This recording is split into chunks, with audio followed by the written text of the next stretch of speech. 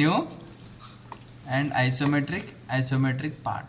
Okay, so this is the way we have to open our solid edge interface. ఇక్కడ వరకు clear కదా అందరికీ.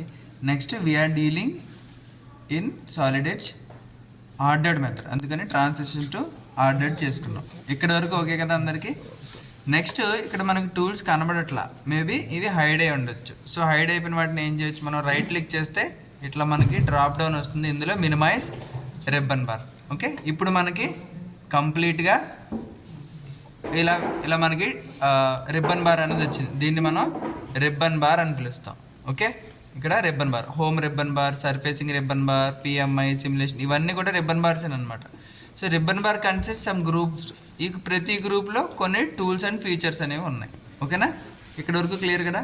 ఇప్పుడు నేను ఫస్ట్ ఏం చేద్దాం అనుకున్నాను, ఒక స్కెచ్ డ్రా చేద్దాం అనుకున్నాను. సో స్కెచ్ మీద క్లిక్ చేశాను అండ్ ప్లేన్ మీద క్లిక్ చేసుకున్నాను. సో ఫ్రంట్ వ్యూలో నా స్కెచ్ అనేది ప్రిపేర్ అయింది డ్రా చేసుకోవడానికి. సో బిఫోర్ ఏం చేయమన్నాను నేను ఇక్కడ, maintain relationship and relationship handles. Again ఇక్కడ మనకి relationship colour and alignment indicator, ఇవి ఆన్లో ఉండాలి అని చెప్పాను. అక్కడ వరకు ఓకే. నెక్స్ట్ ఇప్పుడు మనం స్కెచ్ డ్రా చేయడానికి ట్రై చేద్దాం. స్కెచ్ డ్రా చేసేటప్పుడు ఫస్ట్ నేను తీసుకుంటున్నాను లైన్. ఓకే, సో దీనికన్నా ముందు ఏం చేయాలి, ముందు మనం మన ఫైల్ని సేవ్ చేసుకోవాలి. ఎక్కడ సేవ్ చేసుకుంటున్నాం, డెస్క్టాప్లో ఎక్కడండి, మీరేమి ఫోల్డర్ క్రియేట్ చేయలేదా? సపోజ్ ఒక ఫోల్డర్ క్రియేట్ చేసుకుంటున్నాను నేను డెస్క్టాప్లో.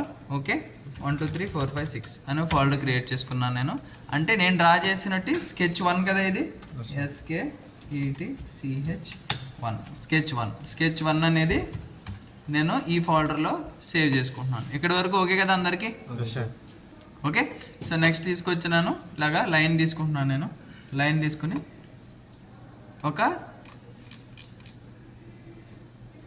షేప్ ఫామ్ చేసుకుంటున్నాను. ఇట్లా నేను కనబడుతుందా, ఇలా.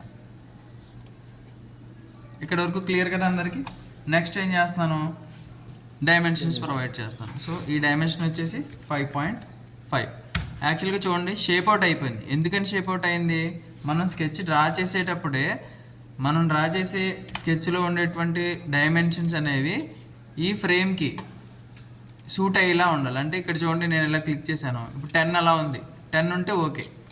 ఇప్పుడు జూమ్ చేసుకున్నాను, ఇట్లా డ్రా చేసుకుంటున్నాను అనుకోండి. ఈ షేప్ ఏమవుతుంది, ఈ వ్యూలో పెట్టుకున్నప్పుడు నేను డైమెన్షన్స్ ఇచ్చిన తర్వాత షేప్ అవుట్ అవ్వదు.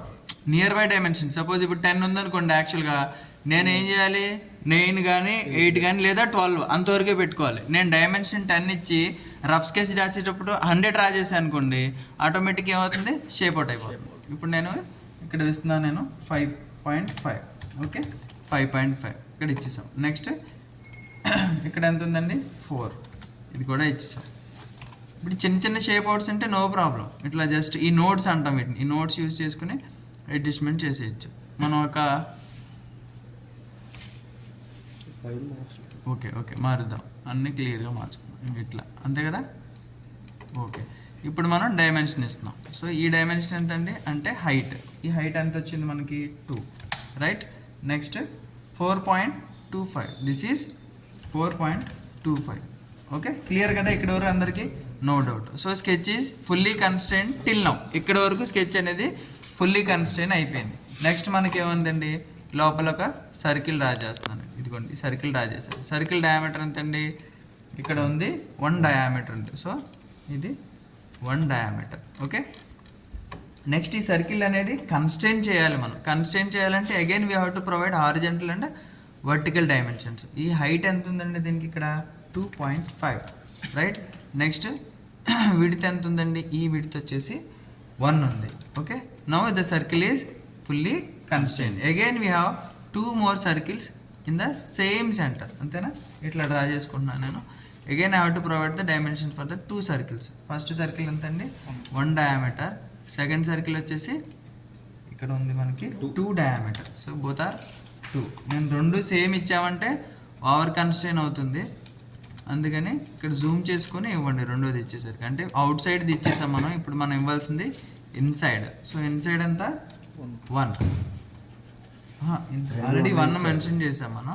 ఇది 2 ఇద్దాం. చెప్పాను కదా ఇక్కడ ఈ లాక్ ఏదైతే ఉందో ఇది క్లోజ్ అయి ఉండాలి, అప్పుడే మనం డైమెన్షన్స్ ఇవ్వాలి. ఇప్పుడు డైమెన్షన్స్ అనేవి ప్రొవైడ్ చేస్తాను.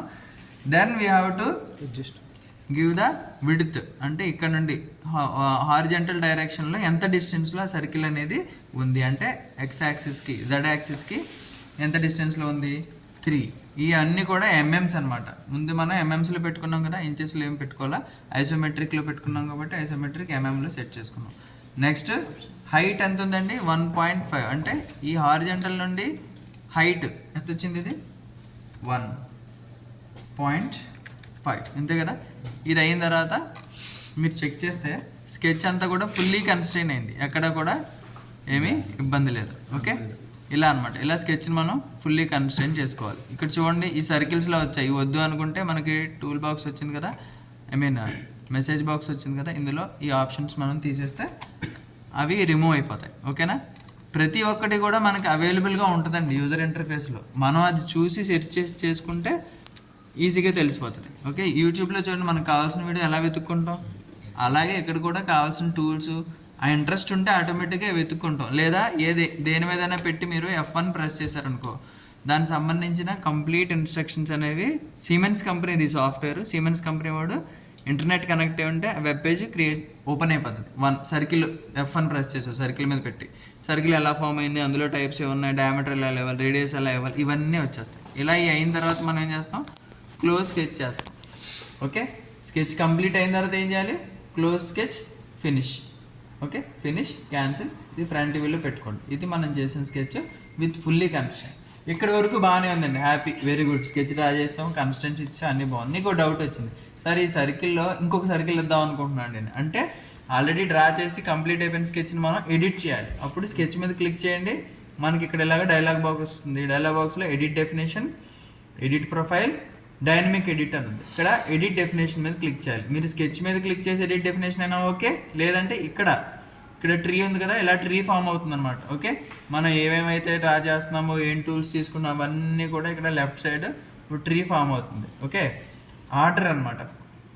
సో ఈ స్కెచ్ మీద క్లిక్ చేసినా ఇట్లా వస్తుంది, ఇదైనా అలా అయినా పర్వాలేదు. ఇప్పుడు ఎడిట్ ప్రొఫైల్ మీద క్లిక్ చేశాను నేను, ఇక్కడ ఏమైంది, ఇలా వచ్చింది కదా. ఇక్కడ నేను మళ్ళీ ఇంకొక సర్కిల్ డ్రా చేద్దాం అనుకుంటున్నాను, సపోజ్ అనుకుందాం. ఇలా డ్రా చేశాను, డ్రా చేసి దీనికి మళ్ళీ ఏం చేశాను, నేను డైమెన్షన్ ఇచ్చాను, 2 అని ఇచ్చాను నేను. ఓకే, ఇచ్చి క్లోజ్ స్కెచ్. చూడండి ఏమైంది, నా స్కెచ్ అనేది అప్డేట్ అయిపోయింది కదా ఇక్కడ.